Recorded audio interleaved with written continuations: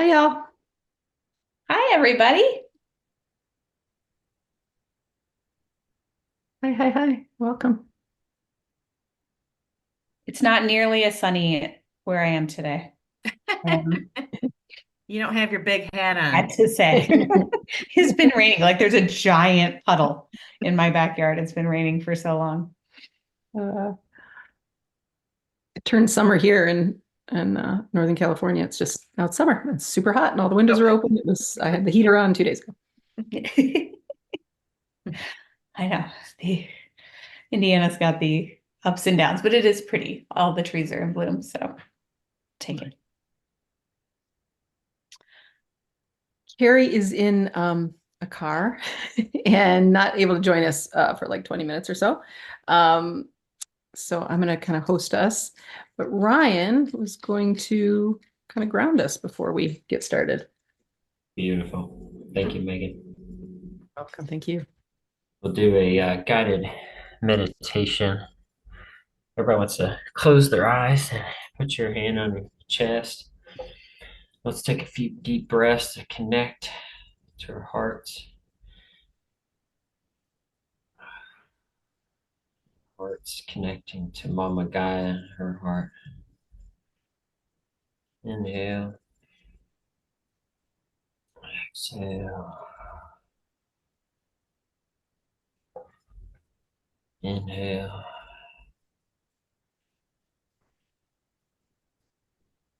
exhale.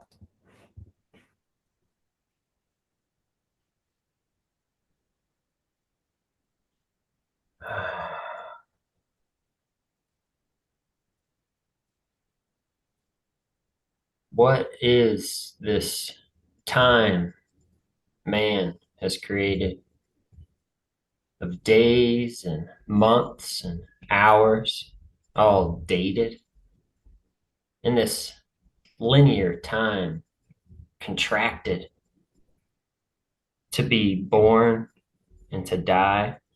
We are redacted from nature, from our beloved source. And so from the beginning, we step into remorse. That moment holding us from our truth, the trauma begins, ripped from our roots. Time clenched by the hand of man, denying us the divine plan, limiting us from our infinite expanse, all so we can reside within the human trance, thrown into a system of working for the man from 9 to 5 or daily demand. Be born, live a life according to man's law, held by the constraints of time's claw. Told we have only this lifetime to achieve, only this lifetime to succeed, only this lifetime in which to become, only this lifetime, for then we are done. As if only this lifetime is all we are. As if only this lifetime is all we had to create. As if only this lifetime is all there was to be. As if, as if only this lifetime is all there is.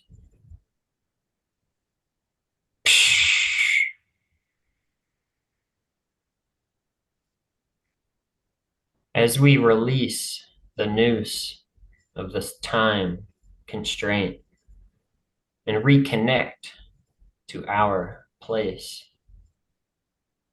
we return to our limitless, infinite existence and find the path of least resistance, the path of infinite possibility, the joy of abundance and immortality as all that is, as the one living system, as a child of life, as a gift to behold. We are one and all, and this story must be told. For you nor I have limited time. We have more than this moment in which to expand, more than this lifetime as life's plan, more than this human form to evolve as, more than this monkey mind to console us. We are infinite. We are the universe. We are the trees, the minerals, and the earth. We are the birds and the bees. We are the rhythm, the beat, the dance, and the hum, the light, the clouds, and the universal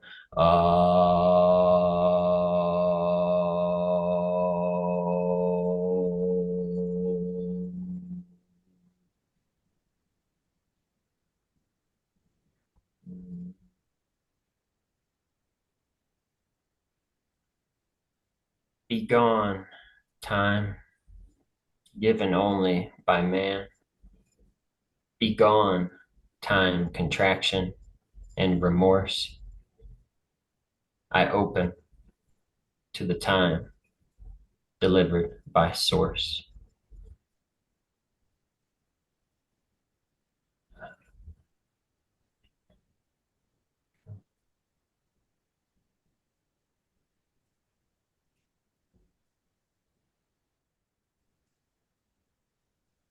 Hmm. Let's begin. Hmm. Thank you so much, Ryan. It's beautiful. Was that improv or you reading a poem? It was beautiful. That was a co-creation between me and Carrie Taylor, who wrote the One Living System book. Beautiful. Beautiful. Ah, are you in Australia as well?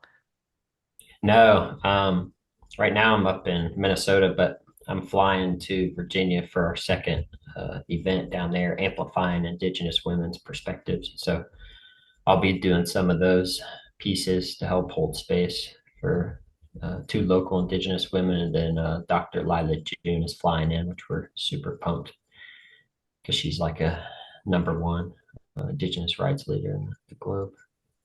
Beautiful. Amazing. Well, we had the idea that this would really just be this, just getting to know each other, kind of like a happy hour, a Catalyst happy hour. We last week, for anybody who missed it, we recorded kind of a tech orientation for navigating the website and your profile and things. So that's all there for you, and we'll continue to refine that and give you more information and record new videos. And we're constantly troubleshooting and learning more, but we thought generally these meetings would start to be just much more fun, a place to network, and not that it's not fun to learn the tech stuff, but and to just get a little deeper. We've done these introductions and we hear a little bit about each other, but to get a little deeper into where everybody's coming from and what brings you here, and what your heart's work is. Because everybody who's done an introduction, at least for me, I mean, I just want to hear more. I want to, get a glass of kombucha or wine and kick back and hear it and have you tell me everything. So that's the idea for today. And kind of nice that we have a small group. Maybe I'll keep letting people in, but so yeah. Hi everybody, this is Amy. Ryan, who is the Indigenous rights leader that you just named? Lila June. Lila June. Yeah, she's got a bunch of music videos on YouTube, and she I did must, TED Talk that has 800,000 views on indigenous philosophy. I must know her. Thank you. Yeah, you're welcome. Ryan, what was your path in to what you're doing now and working with the indigenous? Were you just always called to it, or was there something in life that was like, this is it? I got really sick about 10 years ago and then switched to a whole foods, plant-based diet. And yeah, that led me down a journey of deep inquiry into our farming system and nutrition and meditation and yoga and everything else. Um, and then I started doing presentations through Toastmasters. And I was doing one on Farmers Footprint online community called Eating USD Organic is Not Enough. And that's where I met Carrie and Derek and Tom and a few other folks that are part of the One Living System main crew. And so we got together, and I think it deepened when I used the native, plant medicines in ceremony. I think it really deepened even more. But I'd say that yeah, the journey yeah started because I was really sick and had to make changes, which is usually how a lot of us end up where we are. Unfortunately, it's desperation instead of inspiration. Right? I know. I think it may be changing with this next generation as I'm watching them, but maybe that's wishful thinking. I'm hoping.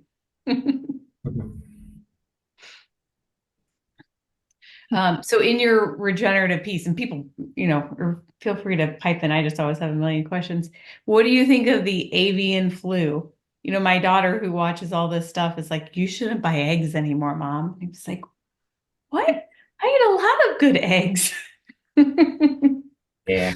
Well, I'm also, in the journey of intrinsic health and I follow Zach Bush. And so, yeah, I'm definitely aligned with him. And it seems like just another ploy to get us on digital passports and start rationing our food and tell us to mandate this, mandate that, or else we're not getting our food, which they're already doing in other countries. I saw in Iraq a couple of years ago, they're already doing that.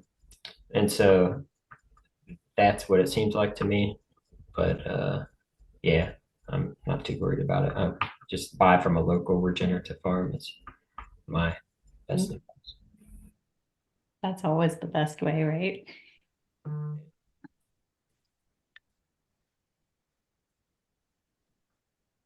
And so, Ryan, what do you do now? Like, what will you be doing when you say hold space? And Well, we're just kind of the event host and organizers. But I'll be doing some rapping. I rap as well, and then some poetry. And then, yeah, I've been doing a lot of biogeometry. That's been really exciting the last 2 years. Trained with Dr. Robert Gilbert, the Vesica Institute, the founders, Dr. Ibrahim Kareem. Founded that back in 1968 using sacred geometry to help harmonize homes and people and animals and plants and everything using different shapes and colors and proportions and sounds. So that's been real exciting because you can greatly mitigate any electromagnetic radiation, whether it's from electronics or from the earth. There's a lot of geopathic stress that people have. I've done about 30 homes so far the last 2 years, and every single person has at least one apartment or curry line that's causing disturbances to their sleep. And so you can just put, a small attachment, a shape down on the bottom of the wall, and then it transmutes it and then brings up beneficial energy coming up from the earth. So that's been pretty fascinating. Been enjoying, that service to humanity. But right now I'm unemployed. I was working at Thousand Hills Lifetime Graze, the regenerative farming company up here in Minnesota. That's why I moved up here.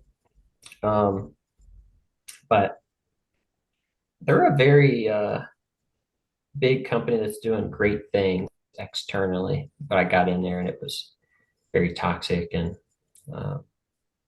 thankfully I was able to get out of there in February And so now I'm just taking my time and making sure the next thing is actually a good fit, because that was one of those things where it looked like on the outside it was aligned with my values, but then you got in there and they wouldn't even compost the office scraps.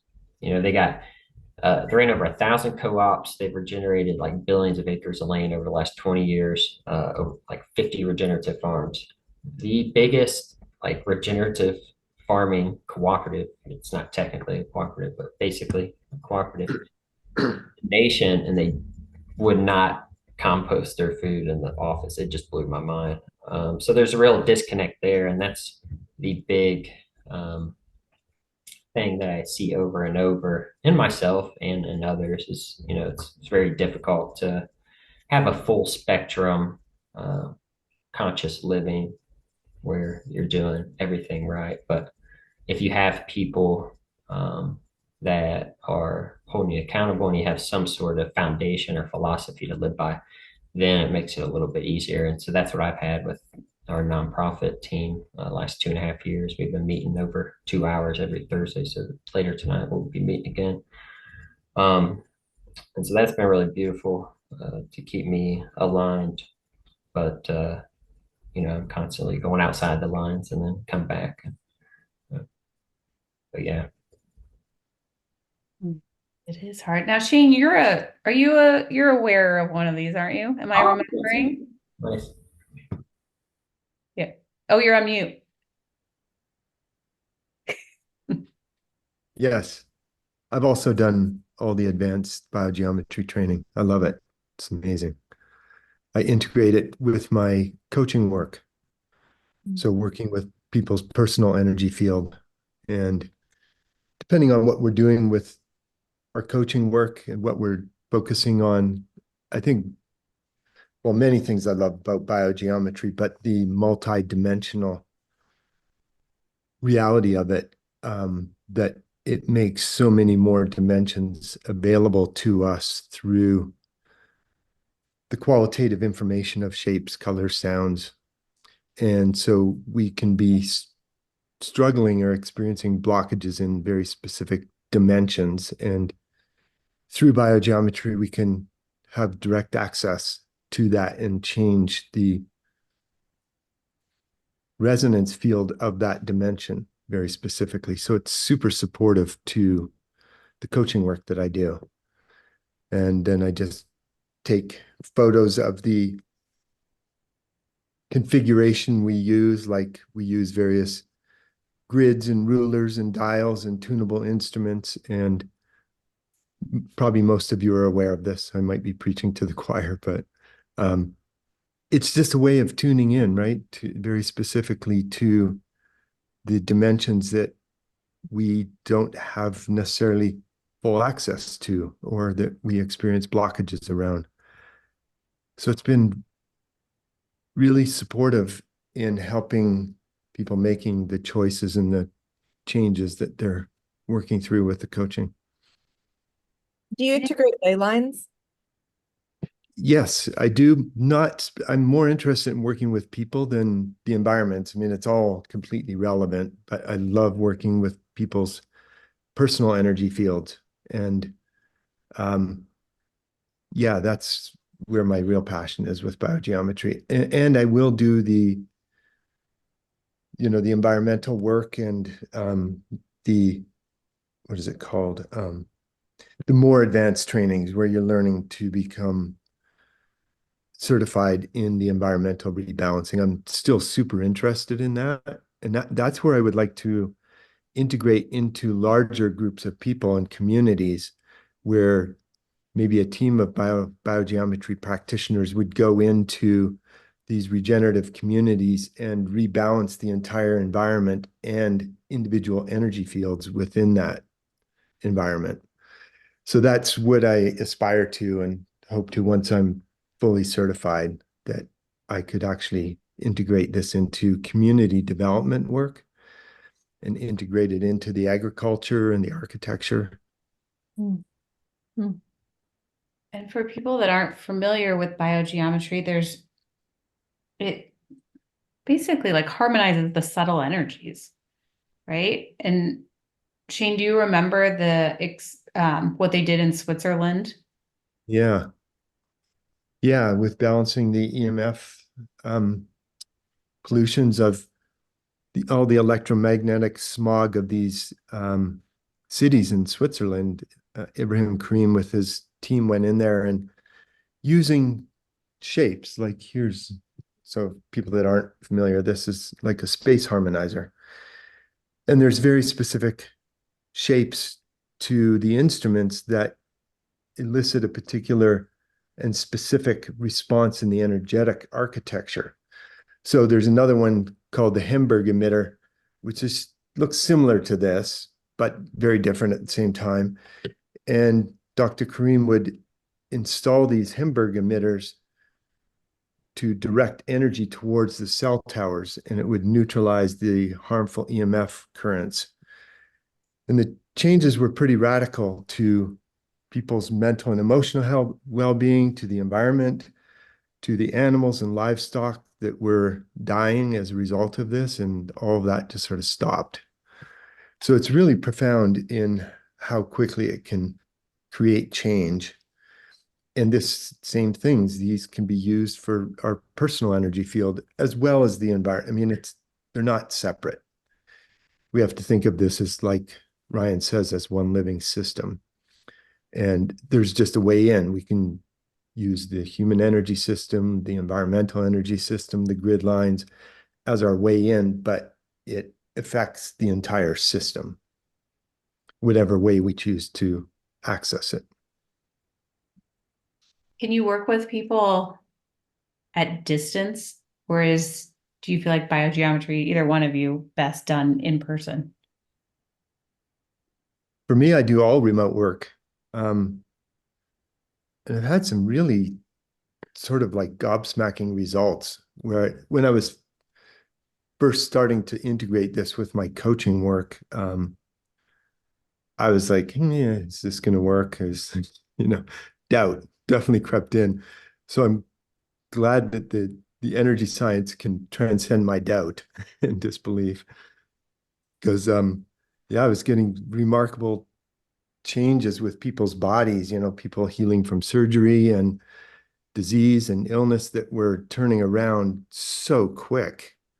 I was working with this one lady that had nose and mouth surgery that went really wrong, and it was all gnarled and disfigured, and yeah, it was horrible. And so I got her to take before photos because I'd never worked with that at all. And I was like, I have no clue if it's going to do anything, but let's try. And within 6 days, it was like 80% resolved. She took after photos, and the whole surgical site was so different. I was completely blown away. And that was just working with her personal energy field.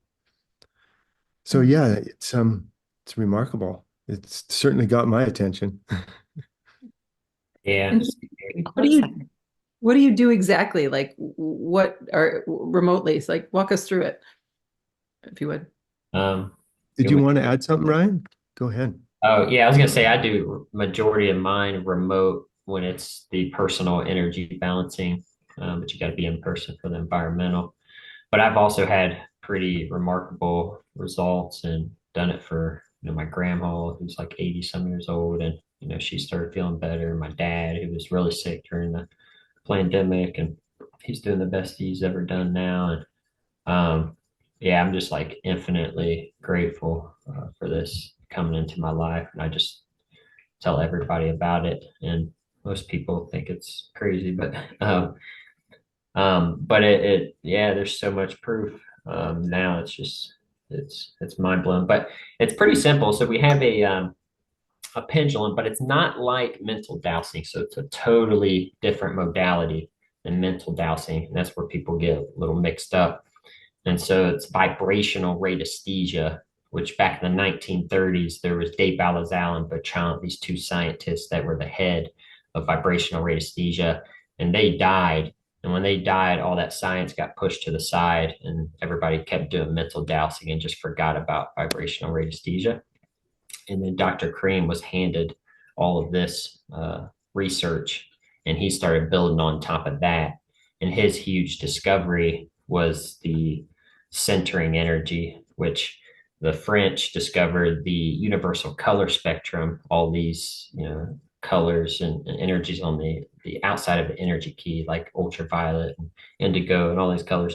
But then he found this centering energy in the middle, which he named BG3 energy, because it has three energies simultaneously present: the higher harmonic of gold, the higher harmonic of ultraviolet, and negative green. And when you pray or send gratitude, all three, that BG3 energy amplifies up a bunch in all of your chakras. And so using the pendulum, we will pick up the personal wavelength, the energy signature of the person. We can use a picture of them. That's the easiest way. And then we have like an anatomy map that we point at different organs and glands, and then you'll have a clockwise spin that's going on the pendulum that you picked up, and then it'll slow down whenever there's like an imbalance. Sometimes it'll flip all the way around and go clockwise, which means it's a pretty major disturbance in their energy field in that particular organ. And then once you figure out all the different places in their body that are out of balance, then you go over, there's biosignatures, which are what is on your necklace, the exact subtle energy patterns of your heart and kidney and liver and intestines and everything else. So then you can use those exact patterns, and there's like a virtual emitter that you can send to them from a distance. And yeah, that's pretty much it. If you want to add anything, Shane, to that piece, pretty simple once you get it down. Yeah, no, I think you're articulating this really beautifully. I think one thing that I really appreciate about biogeometry is, and it really differentiates it from mental dowsing, is that we're not making inquiries into the space. And we're dealing, like Ryan says, we're just dealing with the vibrational energy of what's present. And that allows us to sort of bypass the polarity imbalances. And I think that's so much of what pretty much every other therapeutic modality that I know and have studied is we're constantly assessing the dual or the polarity imbalance. If you're a yoga practitioner, you're going to look at, is the muscle long enough or short or too short? Is that what's causing? We're assessing through this excess and deficiency balance through any modality that we're looking at. If you go to a strength and conditioning coach, all your problems are because you're weak. If you go to, and I'm making some extremes here, just to make the point, if you're looking through the lens of yoga, the imbalance is due primarily to a lack of flexibility.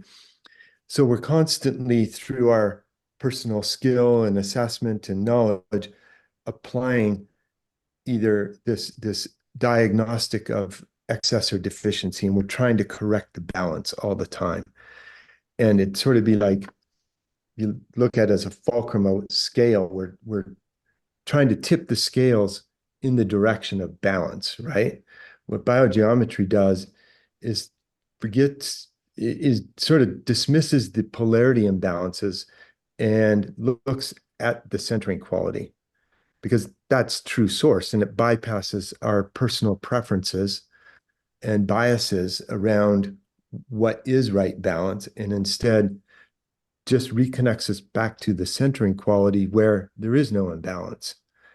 And then the centering quality and the intelligence and of BG3 source energy corrects the imbalances that may be present, and it bypasses our need to sort of assess that and leverage our personal preference to how to correct the balance, if that makes any sense. So it's all about restoring and returning to the centering quality, whether it's the environments, our personal energy field. And it really allows me to sort of get out of the way which is great. That's Yeah. so beautiful. That was my question. I went to the energy psychology conference for like 12 years and did a lot of different things and watched a lot of practitioners do this balancing act.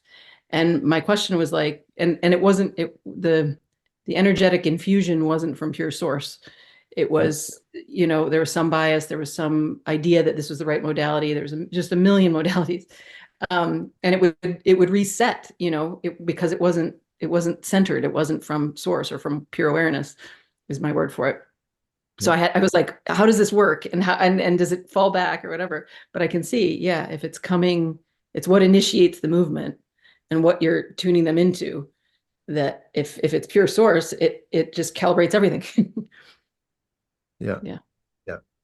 Yeah. And there's a self-organization to the rebalancing that we Yeah. don't, You don't have to do. yeah, you don't have to do. Exactly. Oh, thank you so much. Yeah. So what does the pendant do that you guys are wearing? How does that assist you? Sean? Yeah. Do you want to say, Sarah? You wanna guys are tell? more of the experts. I just wear it because it called out to me, and now I don't want to not wear it because I just feel better when I do wear it. But I think it balances all of my subtle energies, essentially. And I could have told you, 2 years ago when I bought it, all the exact things. Yeah. Yeah. So I'll start and then please add something, Ryan. I think this pendant has a very unique shape to it, right? Let me just take it off and see if I could show you. I can show it. Do you see? There you go. Okay. So you can see each one of those little shapes, or what we call biosignatures, correlates with a specific biological system or function or organ in our body. And, every physical shape has an energetic signature to it. And you can see that the shape is very three-dimensional. It's not two-dimensional. And that creates, there's the biosignature book. So all those are two-dimensional forms of three-dimensional energetic signatures of our body. And you can see the most obvious example would be like obesity. Well, obviously the shape of the body becomes distorted, and therefore the energy propagated from that shape is distorted. So biosignatures help our body to remember through the energetic signature, helps our body reshape and remember and recalibrate back to its source frequency. A study that Ibrahim did, you might be able to fill in some details I'm lacking, Ryan. It was years and years ago. He was invited to participate in I think it was a hepatitis C study, where it was a multi-modality experiment. Anyone that had something to offer that feels like they could benefit the disease of hepatitis C was invited to participate in this. And all he did was develop a pennant like this that was correlated to the biological dysfunction around hepatitis C. So it was different than this, but similar, where he just developed a pennant, and that's all he wanted the participants to do was to wear the pennant, nothing else. He didn't want to meet them, know their name, have any interaction with them, just give them the pennant and have them wear it. I think it was for 3 to 6 months. And then see the difference, do all the biological markers, the blood tests, all the diagnostic testing for hepatitis, and see if there was a difference.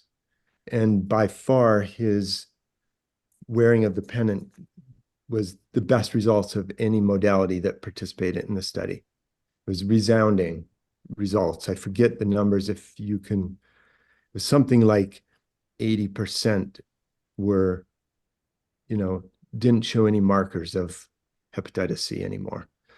And feel free to correct me on the numbers, Ryan, if you can remember, but it was resounding, the success of this. And that was the only thing he did, just get them to wear the pennant.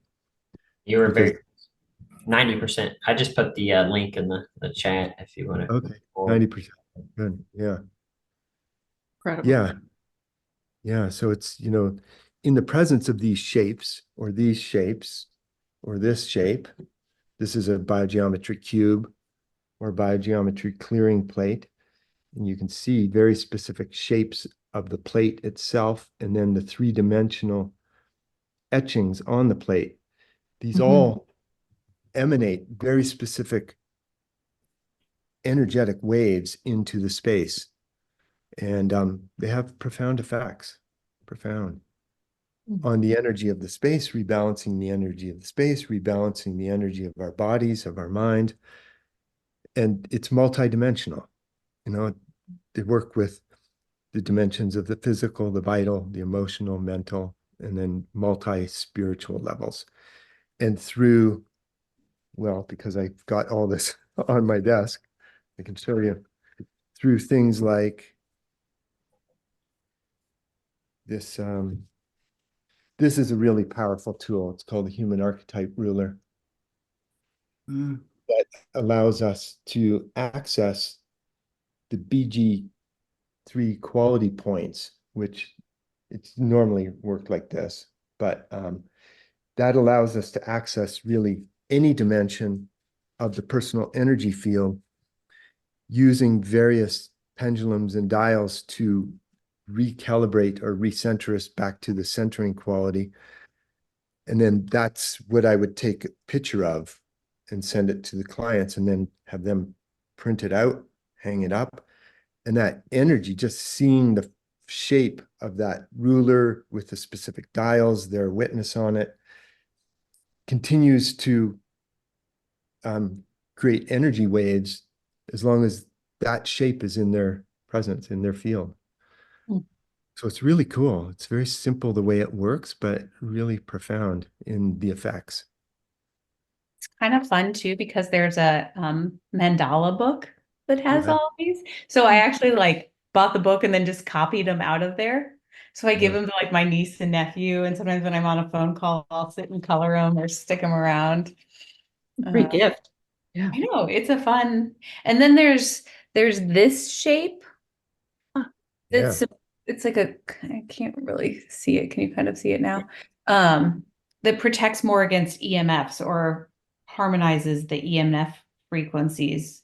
And like what they recommend, and Shane and Ryan, I don't know that like this you clear once a day on that clearing plate that he put. So I'll put this on there, and a lot of times I'll put like my jewelry that I wear too, the other things that I wear regularly. And it's just like a minute on each side or something. But this little EMF deal supposedly never needs to be cleared. Yeah, yeah, that's correct. And Dr. Cream talked about that L90 pennant in a podcast, and he said if you're wearing that and you go into a shamanic ceremony and the shaman asks you to take it off, then you know it's not a good shaman because it protects you also from psychic attacks. And so you can get the gold one for $24 and have huge benefits. I know Dr. Nick got one a few months ago, and she could see like a dark cloud of energy immediately start coming out of her aura when she started wearing it. Um, and so, yeah, that's really low cost and available to the public. That's the first thing I recommend when somebody's looking to explore. And you could put like I have the stickers that I have on my computer and my router, and like I put them on windows in my house too. Yeah, Those are like really inexpensive because they're kind of plastic. They look like somebody could 3D print them basically. Yeah. Cool. I know. It's so interesting. Like I use the term, I'm a very like tangible habit type. So I want to see if I can like almost like say it back to you, like what's going on, but like using my hands. So there's like distorted energy, and then these different shapes and designs come in and they like a lock and key, like connect to that distorted energy and unwind it back to source. Or is that a wrong way to say it? it's yeah, it's changing the shape as it comes in. I don't know about lock and key, but yeah, I think you're on the right track. So it's interesting because if somebody pulls out their electromagnetic frequency reader, there isn't going to be any difference there because it's not on that dimension. It's a more subtle dimension. Mhm. Um, and you got to test with the pendulums before and after, and there's three different ways to make sure that whatever correction you're doing is accurate. Um, but yeah, for the most part, that's what it does. Okay. It's Another why way, another way you can think about Abraham has a couple of expressions. One is shaped caused waves, meaning that very specific shapes cause energy waves. And this is, we see this most obviously through nature. When you look at, when you not just look at, when you experience healthy ecosystems, every shape, color, sound, proportion, angle of organic geometry is in constant communication. That's the living system that Ryan's talking about. It's one conscious living ecosystem. When we create shapes that are incoherent with source energy, like a lot of our modern architecture, Mhm. that's also causing waves of energy. Distorted shapes cause distorted waves of energy. And then energy becomes form, becomes function. So this is the intelligence, whether it's well integrated, coherent shapes cause intelligent, coherent energy and intelligent, coherent function. Same thing. If we're living in distorted shapes that are cut off from source, that's also creating energy, which creates a distorted energy and a distorted function. That's what we're doing with our um, industrialized food systems. We're distorting the shape information, the shape, the resonant information of food, and that has an energetic function on our body, which is distorted, which is the source of dis-ease. Mhm. So we're just looking at through those qualitative scales of shape, color, sound, angle, proportion, number, we have a way in through the energy to reshape reality, reshape the reality of our biological systems and functions, reshaping the environment through, biogeometry architecture. So Mhm. it's both and. It's like you can affect it through the shape or you can affect it through the energy. Either way is a way in. Yeah. Yeah. I see. Yeah. I get it. And then if you connect it with source, source will reshape it. And Yeah. I can imagine like, if you take 100 healed architects, they're going to make very different buildings. Yeah, exactly. Yeah. And then once we're aware and have access to the centering quality, then we can start to allow that information to inform our shapes, our architectural designs and intentions and therapeutic practices. Yeah. You know, Beautiful. Yeah. Yeah. So, oh, go ahead, Ryan. Oh, I just want to make one comment about that human archetype roller because it's so useful to measure other energy tools and other energy modalities. And so, like, I was using light life technology, the tensor rings, for many years. But then I got the human archetype roller and measured, and it was not balanced on all 10 of those BG quality points on all the seven planes of nature. And so that was really eye opening to me, that it might be, some of these energy tools are unbalanced. And then I also got a Reiki session done on me, and the woman didn't really do any energy clearing on herself beforehand. So that could factor in why. But when she was doing it on me, it was unbalanced energy when I measured it with a human archetype roller. So it's, the first time we've had, something to measure all these different modalities that we're using and just assuming that they're beneficial every time.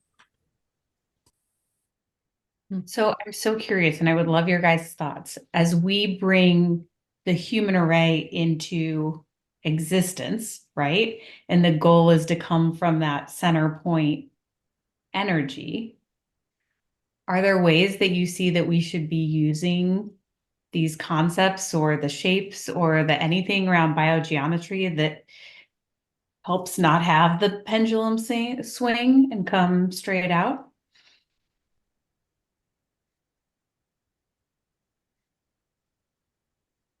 Put some good shapes on the website. Yeah, there's a lot of ways. I don't think there's any shoulds, but there's a lot of opportunity, I think. Does anyone have Abraham's book, The Way Back to the Future for Humanity, I don't have that one. available? Because, simple things like the way he designed the cover of that has very specific biogeometry principles to it that emanate very specific information and energy just by being in the presence of that. So you could integrate some of those design concepts into the website. That's what I'm doing currently with my website. It's not public yet, but I'm integrating biogeometry principles into it. So that's one way. Other ways, we could, at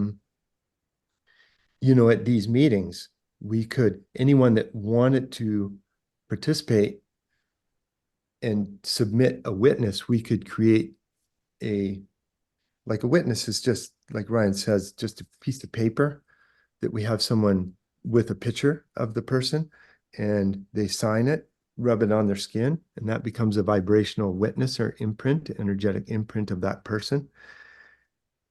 We could compile witnesses of all the participants of the human array, put them on the human archetype ruler using tools like brain stands and tune in to very specific frequencies that it creates an energetic resonance amongst all of us. And so we're using the different tools of biogeometry to activate resonant frequencies of an entire group.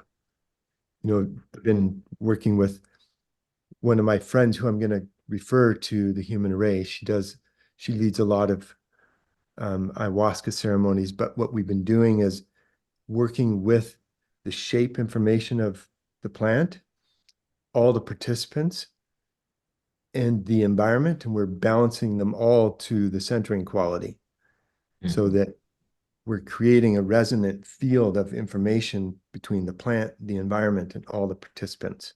And it's amazing how it's changing the whole experience. So there's a lot of ways. Those are just a couple of simple ways.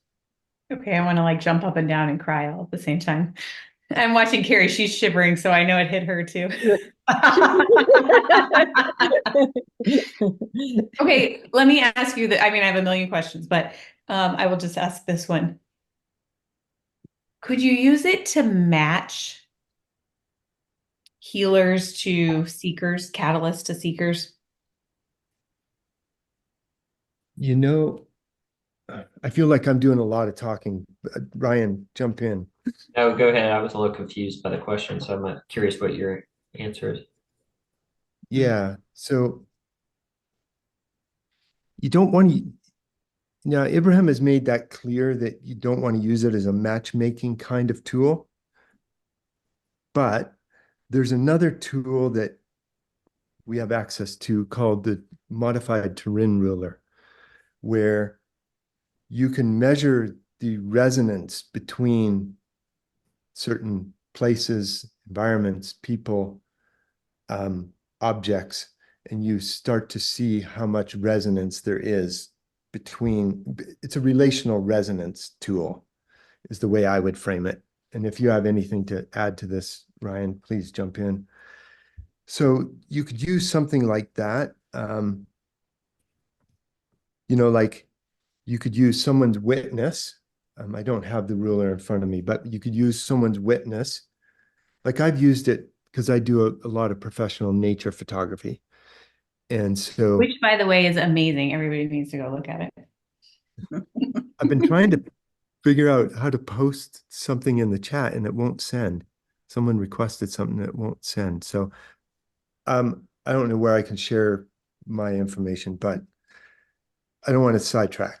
What I would do is with this modified terrain ruler, when you take a photo, when I take a photo, this is part of the resonance. And is that something about that scene captured my attention. And it's not just, innate matter. This is an intelligent field of communication that is allowing me to see, sense, and feel something about myself, which is what got me to stop in the first place to take the photo. So I can put the photo of the place on one side of the ruler and my witness on the other side of that, and then using very specific pendulums like a BG16 pendulum, I can start to see the resonant connection with that place. You could do it with places you've never been, like the pyramids or sacred sites around the world. You can start to see the resonant connection with particular places or objects. And then you can use other instruments to tune in greater resonance with those environments or places or objects. So there's so many, it's really infinite the way you can work with this energy science. It's really, the limit is your imagination. And then using very unbiased, clean, clear techniques with the science so that you're not, infusing it with your preferential biases or intentions. So does that give you some ideas? Lots. Yes. I'll keep them inside. Ideas.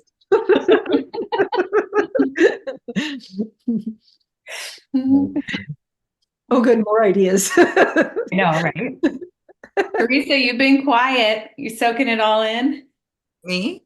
Yeah. Oh, yeah, I am. Yeah. Your mind's I doing it too. I had a post-eclipse nap before this, so I'm a little slow, but I just love it. Yeah. So see I here, I just make a little, this is plant medicine, ayahuasca. So it's all the shape and color information. And then I can just put that on the human archetype ruler and clear it because, when we're harvesting medicine and growing medicine, we're human beings. We have distortions. We have personal agendas, and that all gets infused into this. So there's ways of working with the shape information, even of the exact medicine. Like what I'm getting my friend to do is once she processes the medicine and harvests it, we take photos of that and I put that on the human archetype ruler and restore that back to the centering quality so that it doesn't have energetic distortions or contaminants in it. So it's very, very clean coming into the sacred space. Mm. Those are just some ways, that I've worked with it. But there's, like I said, it's just up to your imagination how you can work with it. Yeah, that's amazing, Shane. I don't want to do another ceremony without balancing it. That's awesome. There's also this is the BG28 disc that's on top of the horizontal pendulum. That's pretty powerful that you can go back to different timelines and balance traumatic events. So I went even like 9 months before birth and found stuff and all the way up, to birth and after birth. And so I recently had a huge trauma that was repressed that got unlocked, and that took like 3 hours to balance it with this pendulum. So there's a lot of stuff they don't talk about because they don't want it to be like a healing modality. They don't market it as that, but there is so much more behind the scenes that can be done, and I just highly recommend it to everybody to do the training because there's just endless opportunities if we can get enough people, working together and all everybody understands it. Just redesign the entire earth. Yeah. Yeah, when you were showing the ayahuasca photo, I had the thought to like, what if you took little photos of yourself at the age of a trauma, you know, and put it with the harmonics or with the whatever you call that thing. I don't know. Yeah, and you actually don't even need to do like age-related photos because the shape information of you is it's got a very unique quality to it. So you can take a photo of someone 70 years old and work with them, their energy field at 3 years old. You don't need that specific information of their shape information at 3. You could use it, but it's not necessary. I see. I see. Yeah. The shape is still there. Yeah. Yeah. But, like going back to the ayahuasca, what I've also done is then we just use these are called organ strips. We just here's one of the pineal gland, right? The brain and the pineal gland.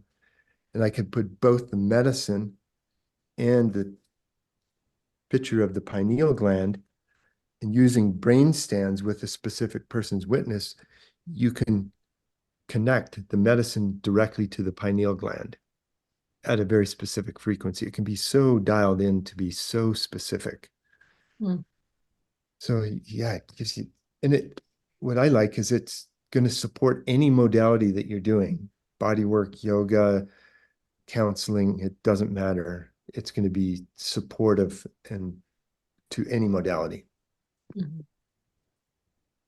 Yeah. One more thing on the brainstem. We could talk about this all day, but Yeah. one more thing on the brainstems too that's pretty amazing is you can activate your visual cortex, in the back of your head with those brain stems, and then with your eyes you can balance like negative energy grids on the line or coming from the earth or electronics or any objects just with your eyes. And then you start to train yourself over and over because it only lasts a couple hours, but then you start to train yourself and eventually you don't even need the tools. And that's really the inner biogeometry that we're striving for, is to be able to not even need the tools at all. You are the tool. You're in this resonance and you're just beaming source and Yeah. things just, yeah, clear as you walk That's- through the room. Yeah. And talk about saints, the reason they're emanating this centering energies, they got like a subconscious program of prayer or gratitude or whatever it is that's pumping, Of that course. BG3 centering energy. And then they're just like a golden, bright light just emitting it to everybody. Yeah. There's so many stories of that, right? Yeah. Amma, the hugging saint, people just get into her, they're just outside the door, and they'll start just whoop, unwind.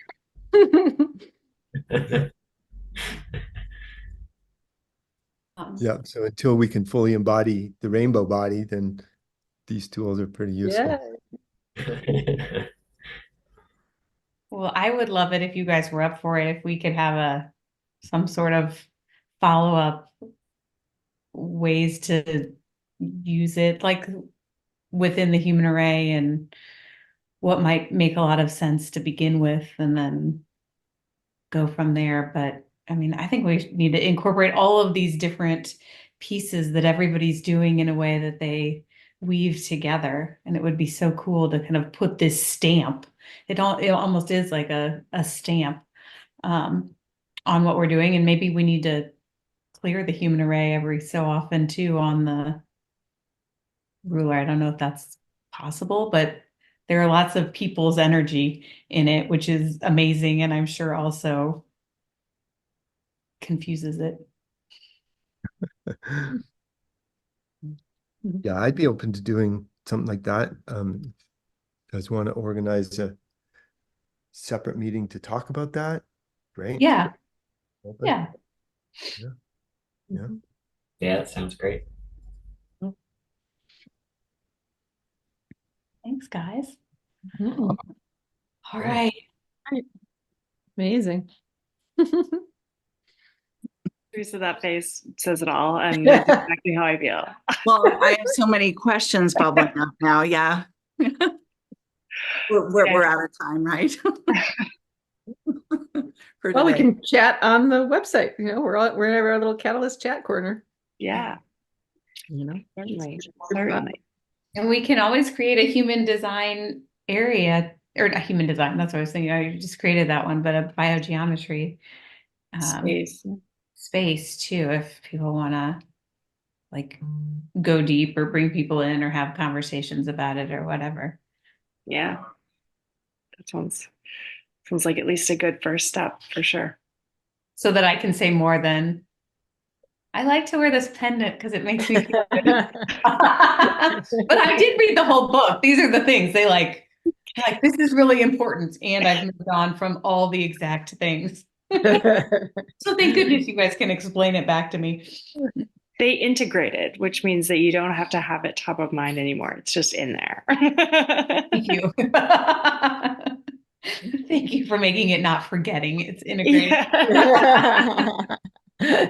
Somebody said that to me once. Well, you don't remember those things because they integrated, and so you don't have to remember them anymore. And that's now my go-to. Then I am very integrated with a lot of things. Different years. There were a lot of words earlier this week that were just very integrated for me. Coming out of an eclipse. Oh.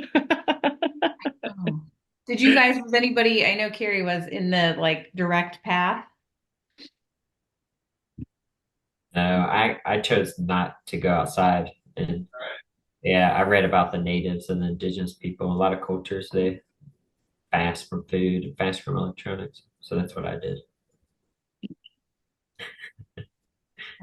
I read every end of the spectrum I felt in relation to it, leading up to it. It was like, do this, don't do that, like literally all of it. And I was like, okay, I'm literally just going to follow what feels right and good for me. And that's what I'm going to follow because there was so much of all the things. So it was a pretty amazing experience. And I'll just say that the one part that felt, and I plan to share this, I'm like still integrating. But the part that was most powerful for me was just after totality, when I don't remember what it's called. There's a word for it. The light comes back and there's a spark. And for me, that was like the Big Bang. And it felt like that I witnessed like rebirth, and that just I can't put into words quite yet. um, what that experience was like for me. But it was, yeah, I get why people go to see it because it was something special. And that's what felt good to me. But I think everybody I was with had different experiences. But that for me was just very potent based on what my life is like right now and trying to birth something totally new. And so it felt very aligned for me, and it was really cool. Yeah. Yay. Yay. Okay, y'all. And can I add one last little tiny bit to that? Because I can't help it. But we did flower crowns, we sat and we had sound bowls and our drum and cards, like 8,000 decks that we all felt we needed to bring. And people just kept coming over to us, wanting to see what we were doing. And because none of us do, we didn't have a drop of alcohol. There was no, like, we were just being our fun little, like, new world selves and so many people came over to us, and so many people asked to what can they do, how can they pull a card. We had many men too pulling cards, and that experience was just really, really amazing to like feel the magnetism of people wanting to come and experience whatever we were doing in our flower crowns and our thing. And it was really cool to do that in the physical essence of seeing people see something new and be attracted to it. New, old, new, right? So that thing. Anyway, so I just had to share that because all the other stuff aside, had I just been in that space with people like that and been being our authentic selves, like we just had so many people come over to us of many different generations and genders and all the things. And it was really just very cool. So I just want to add that it's happening and it felt very, very real to me in that moment. So So Carrie, that's a perfect example of shaped waves, right? You guys were creating a resonance field. They were more interested in experiencing what you guys were experiencing, not seeing what you were doing. And it creates a resonant vibration that is attractive, and it pulls people towards a harmonic experience. So that's also part of what was happening. I love that. It felt very much like that. So thank you for articulating that. We had one woman in particular who came over. She was much older. She had like, I think her grandkids or her kids with her. She seemed grandmother-ish. I don't know where she fell in the spectrum, but and she came over and just like was almost in tears and saying, I think something very important just happened. And I feel very like called to come over and like talk to you. And I asked her if I could give her a hug. And then we all hugged in a circle. And she said something that felt very, well, it was very important to me. Different people took different pieces of what she ended up saying to us, and they were all resonated with each of us in a different way. Part of what she said to me was, oh, my family, they're going to think I'm so weird and I don't care anymore. And to me, when I experienced that, it released so much generational trauma of not being able to fully express of that generation. And whether that was just my personal experience based on what I know about my lineage, or it was grander than that, or it was hers, or whatever it was. But whatever she said in that moment was just like, I could feel release. And like, I candidly wept after that, because it was so incredibly powerful to me, that experience and her energy and whatever that was. So anyways, it was a really beautiful day. Yeah. Wow. I love that. Yeah, thanks for sharing. Yeah, I was trying to do some biogeometry for my aunt, my grandma, but my grandma was a little bit weirded out, and it was kind of a bummer, but I just, accepted it and played sorry and hung out and had a great time and everything. And she received the shaped caused waves through me. Yeah. The being is the doing, right? Sure. All right. Big hugs, everybody. Thank you. Same time, same place next week. And I'll otherwise reach out. We'll do all sorts of On the fun website. Thank you. I'll talk next week. You can talk when you feel like it. I don't want to make you talk. No pressure. Sometimes it's just observing, but amazing. Thank you all. Thank you.